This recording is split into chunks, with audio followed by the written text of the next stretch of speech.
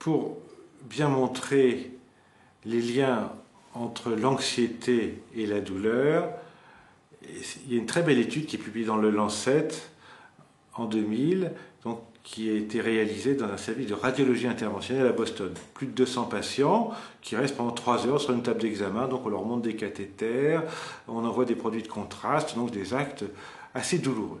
Donc on a tiré au sort 3 groupes. Soit en noir, ceux qui n'avaient rien, c'est-à-dire ceux qui étaient sur la table sans aucun accompagnement. Deuxième groupe, une personne les accompagnait et leur parlait de manière non spécifique. Par contre, le troisième groupe avait été accompagné d'une personne formée à l'hypnose et qui leur faisait des suggestions de bien-être, de confort. Et tout au long de ces 3 heures d'examen, eh bien, on a demandé aux patients de coter le niveau de la douleur entre 0 et 10 et leur niveau d'anxiété. Eh bien, quels sont les résultats de cette étude? Eh bien, les patients qui n'avaient rien, le patient lambda, eh bien, c'est celui qui a le plus mal.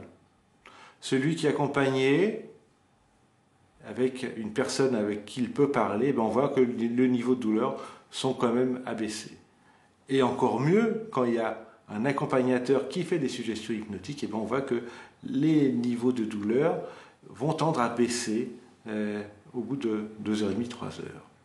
Et le niveau d'anxiété, le niveau d'anxiété est strictement parallèle. On voit bien que les scores d'anxiété sont les plus importants chez ceux qui n'ont pas de traitement spécifique. Par contre, ceux qui ont un accompagnateur vont avoir moins d'anxiété. Et ceux qui ont des suggestions hypnotiques, on voit là des niveaux d'anxiété quasiment nuls au bout de 2 heures.